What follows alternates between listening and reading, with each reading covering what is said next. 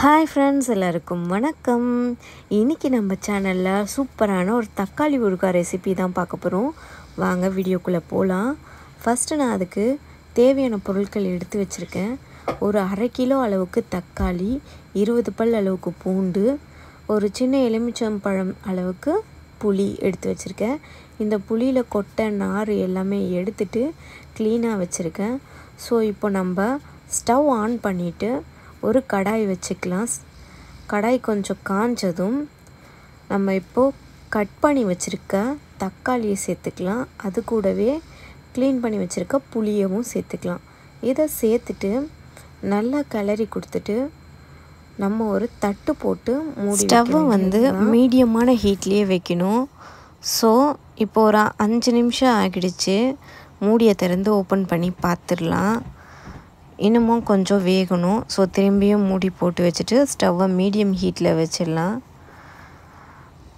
இப்போது ஒரு 7 நிமிஷம் ஆகியிருக்கும். திரும்பவும் தட்டை எடுத்துட்டு நான் கிளறி கொடுக்குறேன்.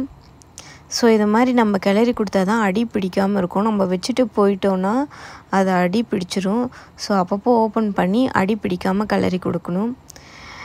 மொத்தமாக ஒரு 10 நிமிஷம் போல் ஆகியிருக்கும். இந்த அளவுக்கு தக்காளி கொஞ்சம் நல்லா வெந்து வந்துருச்சு. இப்போ நல்லா கிளறிடலாம். அடுத்தது நம்ம ஒரு 1/2 ஸ்பூன் அளவுக்கு, சின்ன குட்டி ஸ்பூன் தான், அதில் 1/2 ஸ்பூன் அளவுக்கு மஞ்சள் தூள் சேர்த்து அதையும் நல்லா கலந்து விட்டுக்கலாம். ஸோ இப்போ நம்மளுக்கு போதுமான அளவுக்கு தக்காளி வெந்துருச்சு. நம்ம 20 பல் பூண்டு வச்சுருக்கோம் இல்லையா, அந்த பூண்டை சேர்த்துக்கலாம். பூண்டு சேர்க்கறதுக்கு முன்னாடி நான் ஸ்டவ் ஆஃப் பண்ணிட்டேன். 2 ஸ்பூன் அளவுக்கு உப்பு சேர்த்துக்கிறேன். உப்பு தேவையான அளவே சேர்த்துக்கலாம். அப்புறம் பத்தலைனா கூட நம்ம போட்டுக்கலாம். அடுத்தது 2 ஸ்பூன் அளவுக்கு வெறும் மிளகாய் தூள் சேர்த்துருக்கேன். இது 3மே நல்லா இந்த தக்காளி கூட மிக்ஸ் ஆகுற மாதிரி நல்லா கலந்து கொடுக்கணும்.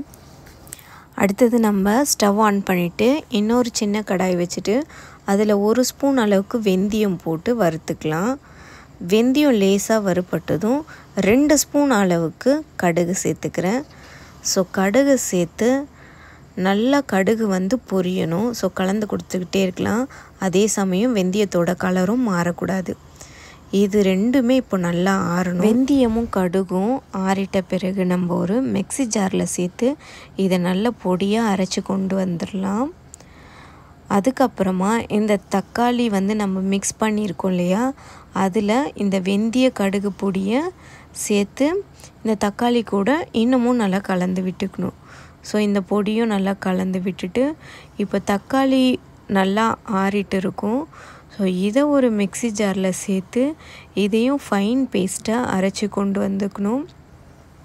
நீங்கள் பெரிய மிக்ஸி ஜாரில் போடுற மாதிரி இருந்தால் ஒரு வாட்டி போட்டாலே போதும். சின்ன ஜாரில் போடுற மாதிரி இருந்தால் 2 வாட்டி தனித்தனியாக அரைச்சி மிக்ஸ் பண்ணிக்க வேண்டியதான். ஸோ நான் ஃபைன் பேஸ்ட்டாக அரைச்சிட்டேன். இப்போது இன்னொரு கடாய் வச்சுட்டு இந்த கடாயில் ஒரு 50 கிராம் அளவுக்கு நல்லெண்ணெய் சேர்த்துக்கிறேன். எண்ணெய் கொஞ்சம் தாராளமாகவே சேர்த்துக்கலாம். ஊறுகாயின்றதால எண்ணெய் நிறைய இருந்தால் கெட்டு போகாமல் நல்லாயிருக்கும். இந்த எண்ணெய் காஞ்சதுமே 1 ஸ்பூன் அளவுக்கு கடுகு, 1 ஸ்பூன் கடலைப்பருப்பு, 1 ஸ்பூன் உளுத்தம்பருப்பு, ஒரு 10 பல் அளவுக்கு பூண்டு தட்டி வச்சுருக்கேன். அந்த தட்டின பூண்டையும் சேர்த்துக்கிறேன். அடுத்தது 4 காஞ்ச மிளகாய் சேர்த்து இதை நல்லா மிக்ஸ் பண்ணிக்கிறேன். ஒன்றுத்துக்கும் போட்ட பிறகு ஒரு 1 நிமிஷம் கேப் கொடுங்க. ஸோ அதெல்லாம் பொரியணும். அடுத்தது நல்லா ஒரு கைப்பிடி அளவுக்கு கருவேப்பிலை சேர்த்துக்கிறேன்.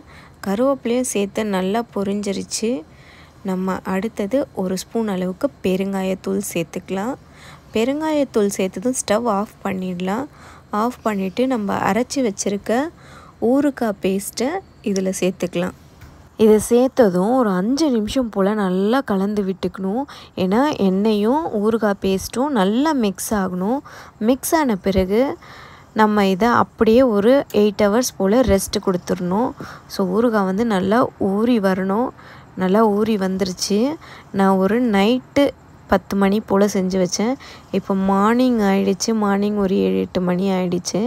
இப்போ எடுத்து நான் திரும்பியும் ஒரு நல்ல ஒரு மிக்ஸ் கொடுத்துக்கிறேன். என்னோட டேஸ்ட்டுக்கு நான் போட்ட உப்பு, காரம், புளி எல்லாமே எனக்கு கரெக்டாக இருந்தது. உங்களுக்கு இதில் எதனா கம்மியாக இருக்கிற மாதிரி தெரிஞ்சதுன்னா நீங்கள் நம்ம பேஸ்ட் அரைக்கிறதுக்கு முன்னாடியே உங்களுக்கு எந்த பொருள் கம்மியாக இருக்கோ, உப்பு கம்மியாக இருந்தால் உப்பு, காரம் கம்மியாக இருந்தால் காரம், இதெல்லாம் சேர்த்து நீங்கள் அரைச்சிக்கிட்டு அடுத்த ப்ராசஸை செய்ய தொடங்கலாம். ஸோ எனக்கு வந்து ஊறுகாய் ரொம்பவே சூப்பராக இருந்தது. நான் வந்து எக்ஸ்பெக்ட் பண்ணவே இல்லை இந்த அளவுக்கு டேஸ்ட் வருமான்ட்டு. நான் இப்போ தான் ஃபர்ஸ்ட் டைம் ட்ரை பண்ணுறேன். ரொம்பவே சூப்பராக இருந்தது. இது சாதம், இட்லி, தோசை, ஈவன் கஞ்சிக்கு கூட வச்சு சாப்பிட்லாம். நாங்கள் மேக்ஸிமம் இப்போ வெயில் சீசன்றதால கூழ் குடிக்கிறோம். ஸோ கூழுக்காகவே தான் இந்த ஊறுகாய் வந்து நான் ரெடி பண்ணேன். ஸோ ரொம்பவே நல்லா இருந்தது கூழுக்கும். அவ்வளோதான். இதை ஒரு க்ளீனான ஏர்டைட் பாக்ஸில் எடுத்து வச்சுக்கலாம்.